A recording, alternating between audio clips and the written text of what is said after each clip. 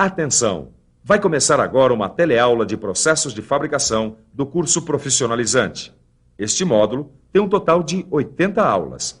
Hoje, você vai assistir à teleaula número 80. Bons estudos!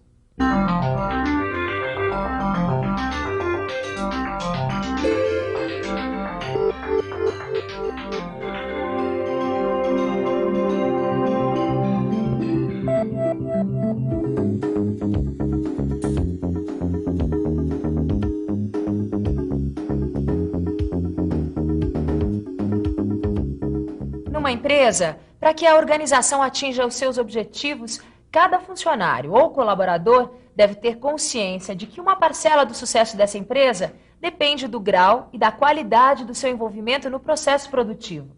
Só que muitas vezes o trabalhador está tão envolvido nesse processo que não consegue ter uma visão do conjunto das alterações que vão ocorrendo nos sistemas de produção.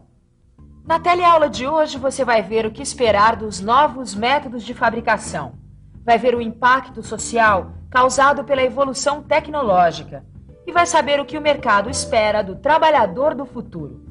Quando um piloto de Fórmula 1 ganha uma corrida, você está vendo o resultado do trabalho de uma equipe que trabalhou em conjunto.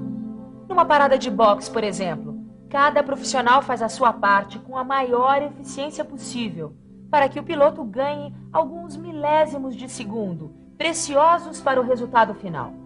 Se você comparar uma equipe de Fórmula 1 com uma empresa, vai perceber que as duas funcionam como um sistema produtivo. Se prestar atenção na teleaula de hoje, vai conseguir analisar as tendências e perspectivas de utilização dos processos de fabricação tradicional e avançados nessa virada do século. Então fique atento que a nossa teleaula está começando. E aí, Tito? Ô, Caio. Problemas com a Lima? Que nada, eu tava pensando como uma ferramenta tão antiga ainda pode ser tão usada nos dias de hoje. Sabe o que o Silvio estava me dizendo?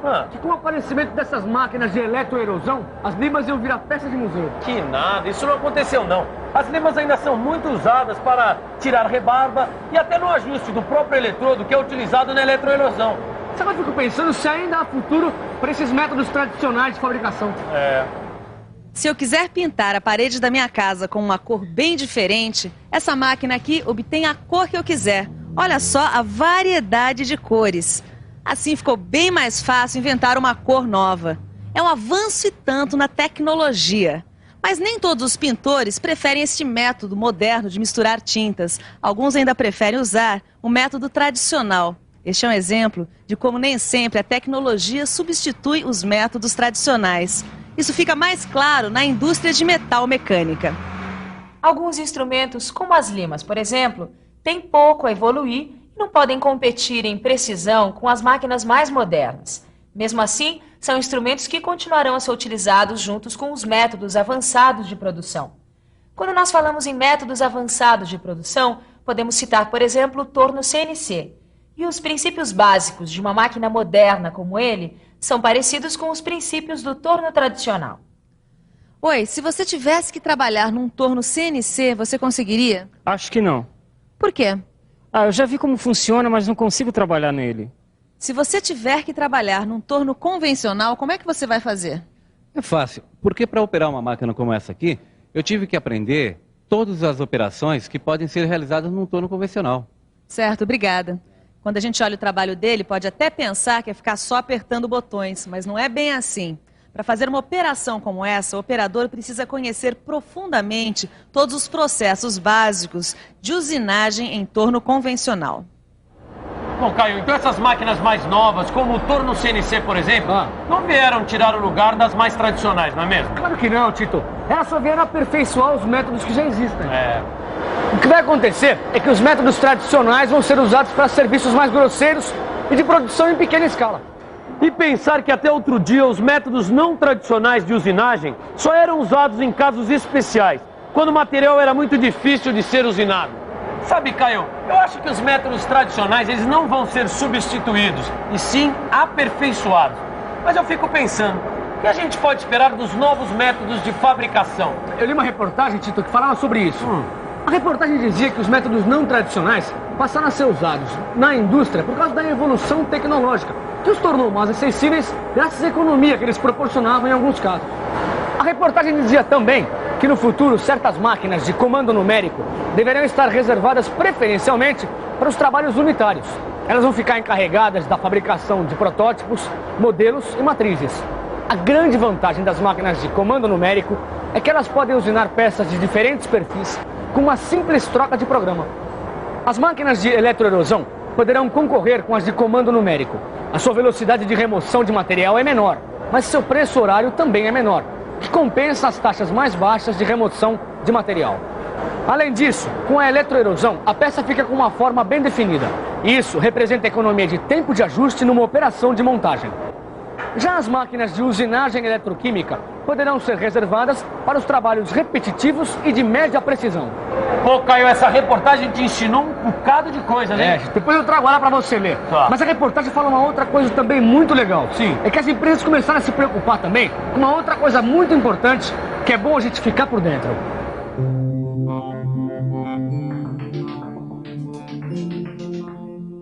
Uma tendência mundial da indústria é a preferência por métodos não geradores de resíduos, para tentar minimizar o impacto poluente sobre o meio ambiente.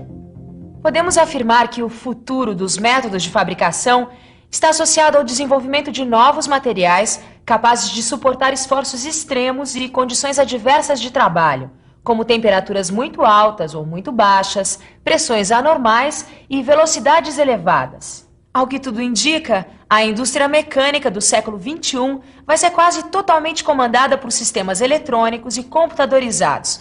Isso nos leva para um outro problema, o impacto social da evolução tecnológica. Cada vez mais, os cérebros ganham importância em relação aos braços. Os novos métodos de produção permitem produzir mais, a preços mais baixos e utilizando menos mão de obra. As inovações tecnológicas e as mudanças administrativas incorporadas ao setor produtivo usam menos trabalho humano braçal e, consequentemente, geram menos empregos. Qual era a sua profissão antes de você se tornar um vendedor? Era operário. Eu era ajudante e ferramenteiro. Torneio mecânico.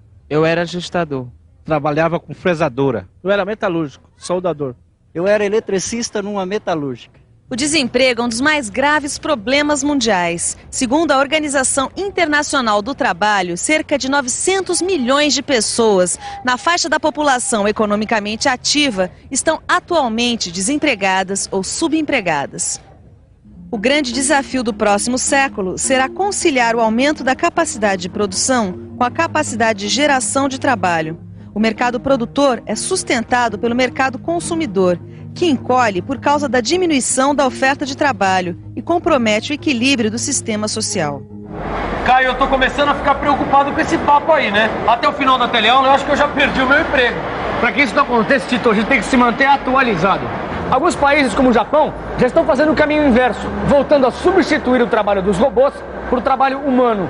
Assim, a robotização ficaria restrita aos trabalhos que pusessem em risco a saúde do trabalhador. Sabe, Caio, uma coisa legal dessas novas tecnologias é que elas não dependem mais da força muscular. Assim, as mulheres ganharam espaço para competir no mercado de trabalho com o homem. A cada dia a gente vê mais a participação feminina em áreas que antes eram dominadas exclusivamente pelos homens. Bom, com tudo que a gente viu até agora, Tito, eu tenho certeza de que a gente tem que ficar atualizado principalmente sobre as novas formas de organização do trabalho. Há quanto tempo você trabalha nessa empresa? 25 anos. Há mais de 22 anos. Há 16 anos. 13 anos. Alguns especialistas declaram que o emprego formal, com pessoas trabalhando numa mesma empresa durante anos e anos, desempenhando a mesma função, está com seus dias contados. Quem vai explicar isso melhor para a gente é o senhor Carlos Alberto, que é diretor de recursos humanos aqui dessa empresa. Por favor. Eu acredito que num futuro próximo, as pessoas trabalharão em projetos com começo, meio e fim. Uma vez terminado esse projeto, poderão participar de novos projetos na mesma empresa ou em outras empresas e, em alguns casos, poderão mesmo trabalhar em casa. Obrigada. Vamos ver então como vai ser o profissional do futuro. Para encarar o novo mercado hoje, Tito, o profissional tem que ser polivalente, ou seja, desempenhar várias funções diferentes. Tô ligado, é que nem o atleta de futebol dos times modernos, né? Todos têm que atacar e defender simultaneamente.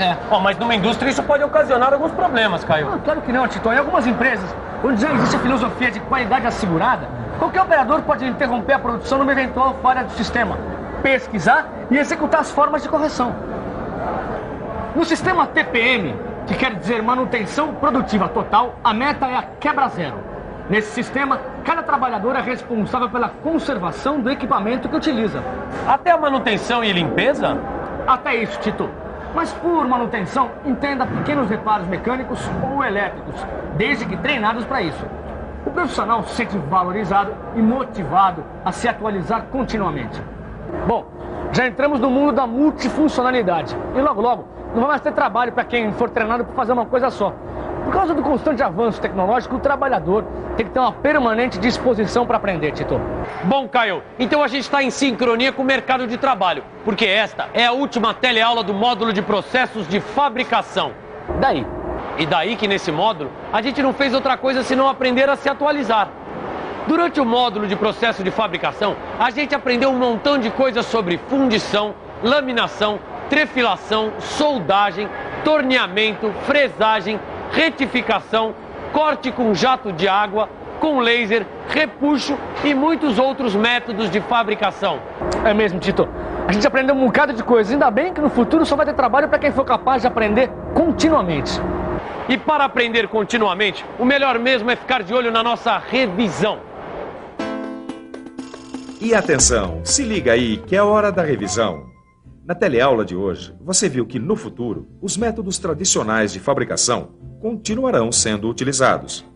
Viu que os métodos não tradicionais de usinagem serão cada vez mais usados na indústria convencional, que será comandada por sistemas eletrônicos e computadorizados.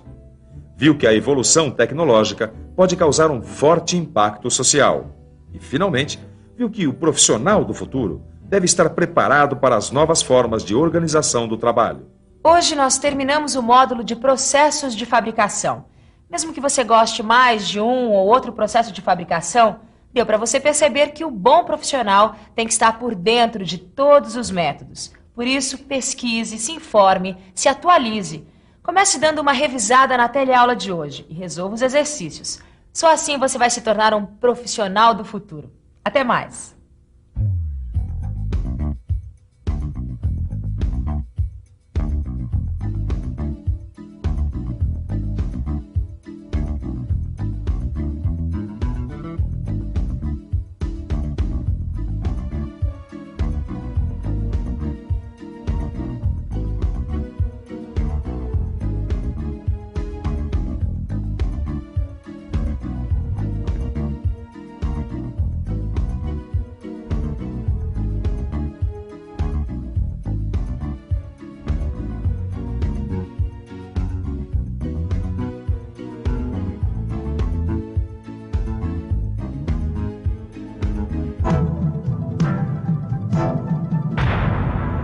Telecurso 2000, um programa de educação do Sistema Fiesp e da Fundação Roberto Marinho.